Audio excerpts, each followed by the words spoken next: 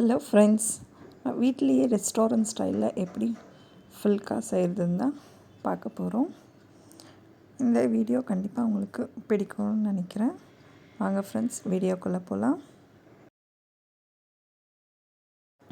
இதுக்கு ஒரு 4 கப் அளவு நம்ம கோதுமை மாவு எடுத்துக்கலாம்.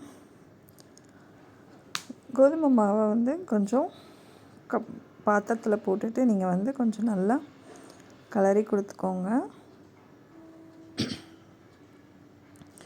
சால்ட்டு கொஞ்சம் தேவையான அளவுக்கு சால்ட்டு, ஒரு 2 டேபிள் ஸ்பூன் ஆயில் சேர்த்துக்கோங்க. அதுக்கப்புறமா ஒரு 2 டேபிள் ஸ்பூன் கீ சேர்த்துக்கோங்க. ஆயிலை விட நம்ம கீ தான் கொஞ்சம் அதிகமாக சேர்க்கணும் இதுக்கு. அதுக்கப்புறம் ஒரு கப் அளவுக்கு பால் சேர்த்துக்கலாம். இதை நல்லா மிக்ஸ் பண்ணுங்கள். ஆனால் பால் மட்டுமே பத்தாது. அதனால் நம்ம மாவு பிசைகிற அளவுக்கு நம்ம தண்ணியும் சேர்த்து தான் பிசைய போகிறோம். பால் போட்டோன்னா இந்த சாஃப்ட்னஸ் கொடுக்கும். ஸோ கட்டி இல்லாமல் அங்கங்கே நல்லா உதிரி விட்டுட்டு பிசைஞ்சுக்கோங்க. இப்போ தண்ணி எந்த அளவுக்கு தேவைப்படுதோ அந்த அளவுக்கு தண்ணி சேர்த்துட்டு நம்ம மாவை நல்லா பிசைஞ்சு விட்டுக்கலாம். நல்லா அழுத்தம் கொடுத்து பிசைய தான் நல்ல ஒரு சாஃப்டாக கிடைக்கும்.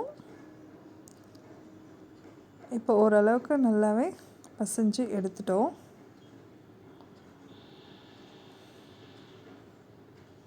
இது அப்படியே ஒரு 30 நிமிஷம் நம்ம கொஞ்ச நேரம் ஊற வச்சிடலாம். லைட்டாக மேலே தண்ணி தெளிச்சிட்டு அப்படியே கொஞ்ச நேரம் ஒரு மூடி போட்டுட்டு மூடி வச்சிடலாம். அப்போ தான் அதோடய ஈரப்பதம் போகாமல் இருக்கும். இப்போ 30 நிமிஷம் கழித்து நம்ம லைட்டாக எடுத்து பார்க்குறோம். கொஞ்சம் நல்லா சாஃப்டாக இருக்குது.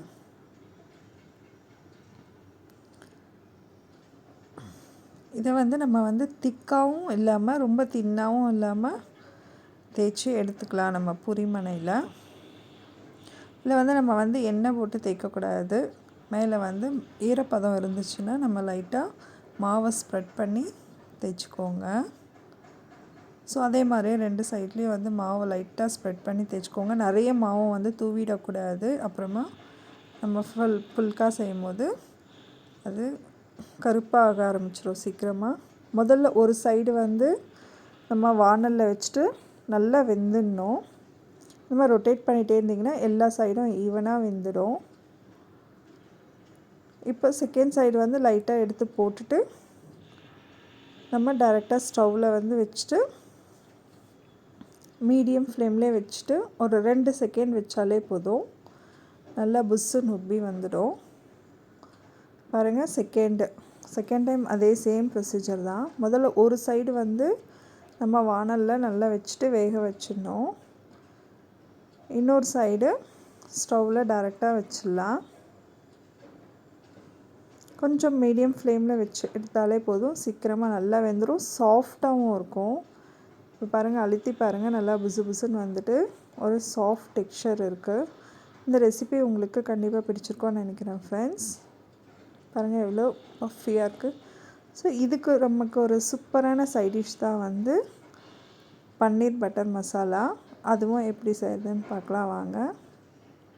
இதுக்கு ஒரு வானல்ல எண்ணெய் போட்டுட்டு ஒரு 4 வெங்காயம், 5 வரமிளகா, ஒரு 2 டேபிள் ஸ்பூன் அளவுக்கு முந்திரி, இதெல்லாம் நல்லா வதங்கட்டும்.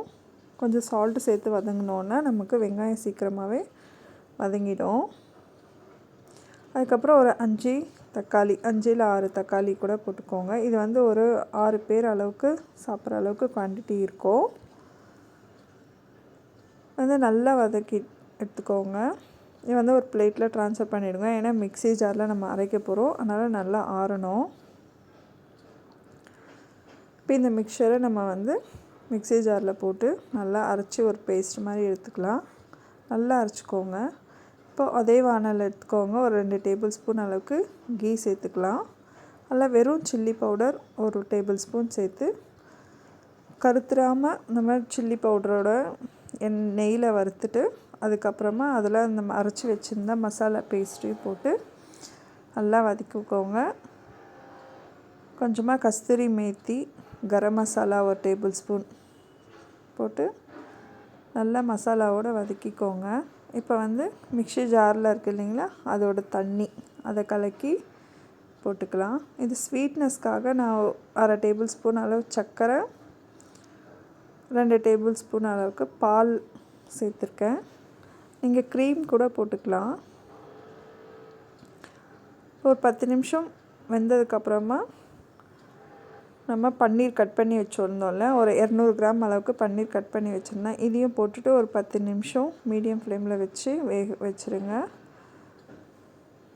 இந்த ஸ்டேஜில் நம்ம கொஞ்சமாக கொத்தமல்லி சேர்த்துட்டு ஸ்டவ்வை ஆஃப் பண்ணிடலாம். பாருங்கள், ரொம்ப க்ரீமியான பன்னீர் பட்டர் மசாலா ரெடி ஆகிடுச்சு. இது மேலே ஒரு பீஸ் பட்டர் வச்சுட்டு சர்வ் பண்ணிடலாம். தேங்க்ஸ் ஃபார் வாட்சிங் ஃப்ரெண்ட்ஸ்.